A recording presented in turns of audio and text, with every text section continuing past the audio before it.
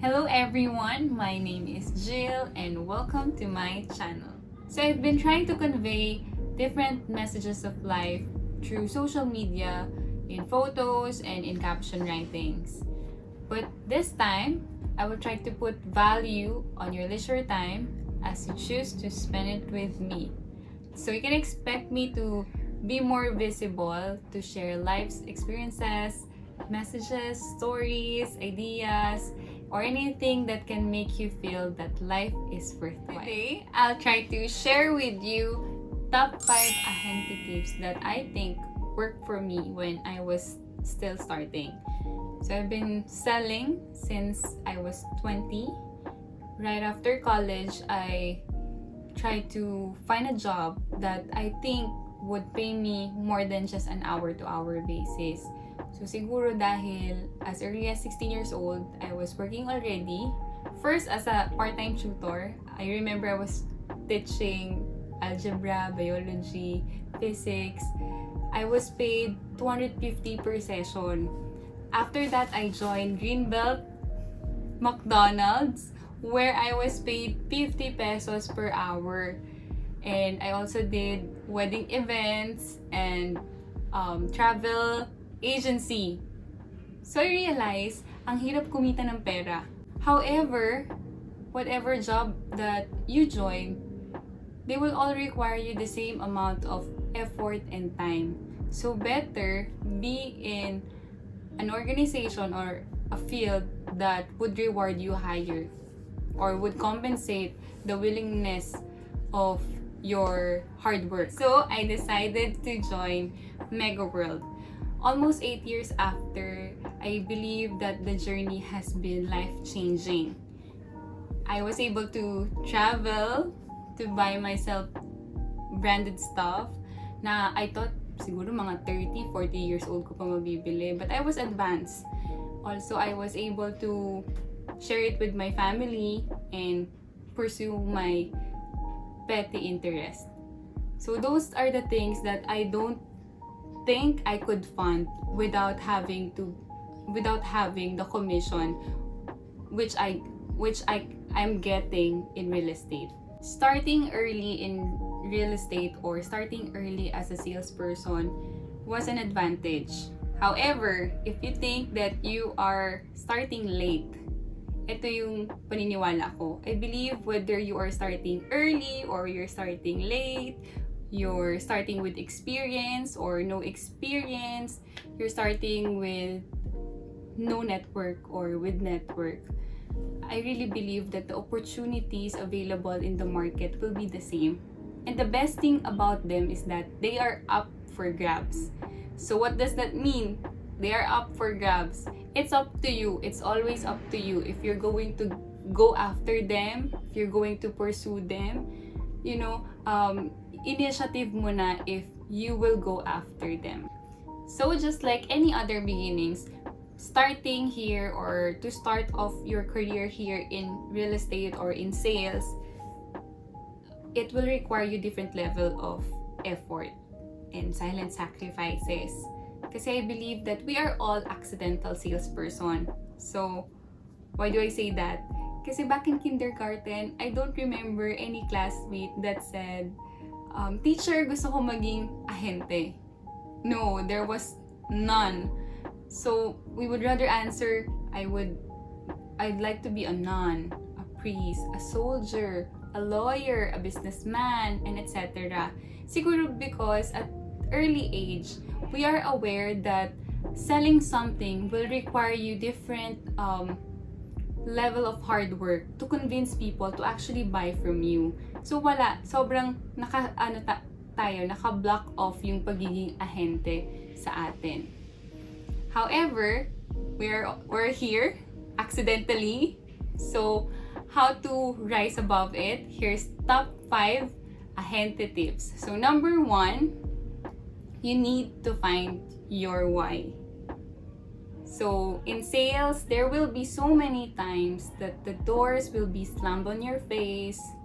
People would talk you down. You will meet so many different kinds of people, and not everyone will get to like you. And that's okay. But first, to last long here in this career, you need to find your why. And why is why important? I believe kasi personally, when we are committed to something, we can last longer. So, how do we commit to something? We commit to something when there is clarity of or purpose of why we are doing things. So, to start off or before you begin your career here in sales, if you're applying right now, you better ask yourself, what is this for? Right? So that when the going gets tough, you don't easily get shaken. You're very firm with your principles and you're very eager to stay. So number 2, you need to know what persistence looks like. Ito lagi ko sinasabi sa mga agents ko. Sometimes in sales, hindi siya pagalingan lang. Sometimes, patagalan siya. It's not always who's the best. Because the breakthrough sales, madali na lang siya once na-sharpen yung skills mo.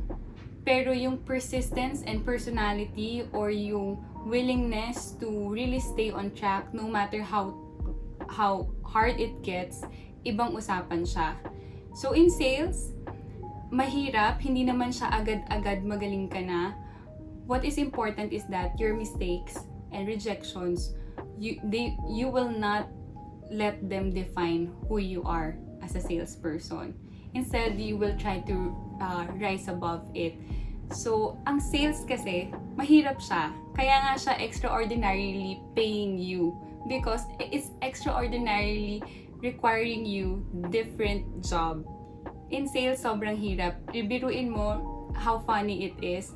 Matutulog ka with all the hopes and prayers na makaklose ka and just to know the next morning na habang tulog ka, na-reject ka na pala. Diba may mga ganung moment tayo as ahente. We pray at night, pagkagising mo sa umaga, ang makikita mong text messages is, "Sorry Jill, I think I have to delay," or "Sorry Jill, it's a no for now." So tulog ka na, nare-reject ka pa. So you need to have a strong stamina to really stay on your game. Also, sometimes persistence means you have a different perspective of things. So, instead of doing na, ano ba yan? Complaining na, ano ba yan? No na lang ng no. You can actually look at it on a different lens na, uy, nakakailang no na ako. Malamang malapit na yung yes ko. So, ganun lang talaga sa sales. Sometimes, you will meet hard clients, but your breakthrough sales might be just a corner away. And I really believe with what my seniors would tell me when I was starting, don't worry, Jill. Sabi nila, don't worry, Jill. Fair si Lord.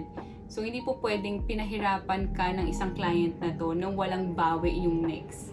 So, lagi niyong mahawakan, fair si Lord. He knows how hard you work. He knows your heart. So, just hold tight on that. Parang stronghold lang yung faith ninyo. The fair si Lord. Third is, you need to know where the buyers are. It's a matter of being at the right place, at the right time, doing the right thing, and being the right person. So, just to share with you a quick story, we are required to do flyering every day as sales people. But we have this favorite spot kasi maraming nakaka-close talaga doon. And one time, yung mga colleagues ko, as early as 7 a.m., nandun na sila sa spot na yun. And I was in the office kasi I need to fix something. I joined them 12 noon. After 10 minutes, I get to pull in close a client. But sila sobrang tagal na nila doon. May kasama ba siyang swerte? I don't think so. Because, syempre, bumalik ako with my curiosity, bakit hindi nila nakuha yung client na yun? Yung client na yun, paikot-ikot lang dun sa area. Observe them from a distance. Nakatayo sila dun, naka-high heels sila, nagsasacrifice silang i-delay yung lunch, ang init-init. So, kapag tinignan mo talaga sila, ay sobrang sipag. But when you look closer to them, yes, nakatayo sila doon, ang init ng araw, dinidelay nila yung pagkain nila, but what are they doing? They're scrolling their phones. They're talking to someone. They're singing. They're not focused on, or they're not present at the moment. Meron naman akong mga kasama na sobrang aggressive, very focused, but then, they would come on the spot, they would go on that spot na in all the wrong timings. Umaambon, patay na oras, nasa office lahat ng tao, so hindi talaga sila makaka-filter. So that's my point. These four things have to work together. You have to be at the right place, at the right time, you do the right thing, and be the right person for your clients. So, naniniwala ako na every time na mauubusan ako ng client, ito yung papanghawakan ko. Almost 8 billion na ang tao sa mundo. Opportunities are everywhere. You just need to have a good eye to find them. Then fourth is, you need a presentation to die for. So, ang presentation to die for ba means you have mastered the technicalities of the project, or you're wearing an expensive suits, or kailangan ba lahat English all the way? For me, it's not. It's more than that. A presentation to die for means that you are a good storyteller. Marami akong na-meet na client, especially on the first year and second year of my career. They're very interested and they're very able to pay, but with some sorts of reason, I don't get to close the deals. And later on, I realized may mali sa presentation skills ko. I realized that clients are very visionaries. They like to imagine things ahead through your stories. And I was so focused delivering how the unit layout looks like, whereas they wanted to hear testimonials, they wanted to hear the ROIs. So sometimes, isipin nyo din sa real estate, you need to tell while you're presenting with clients. And you can only do that. You can only storytell to them very well when in the beginning, you ask all the right questions first. So right questions will lead you to right answers. You would know their preferences. You would know what they want to hear from you when you ask them questions in the beginning. So paano ba kayo magsisimula? First, of course, you need to find the soft spot of clients, because only then you would know where to focus the discussion. Kasi if technical details or project details lang yung i-discuss ninyo, please, wag na ninyong sayangin yung oras ni client ninyo. Imagine their effort of getting to your showroom and actually talking to you, or logging into Zoom meetings just to talk to you, and then you will discuss all these technical details. Kung ako yung client, sasabihin ko, edi sana binigay mo na lang sa akin yung website link mo, binasa ko na lang. But the fact that they make effort to do so, ibig sabihin they want to hear something different from you. And it's up to you to spicen that up. Number 5, practice. This one, I can proudly say that the first 2 years of my career, every day na uuwi ako, I practice in front of a mirror. And every day, every time na magkaka-client ako, before I get to say my spiel to my client, pinapractice ko muna siya to someone else. Kung sino available makinig sa akin, pinapractice ko yung flow ko. Because I have this principle na nakuha ko, I need to give credits to those coaches, dance instructors na na-meet ko along the way since high school. Hanggang sa for intermission, numbers na lang siya. Sabi nila, kailangan nyo mag-practice. And everyone hates practice. Kasi, hello, nag-school pa kami or may office pa kami, bakit tayo magpa-practice?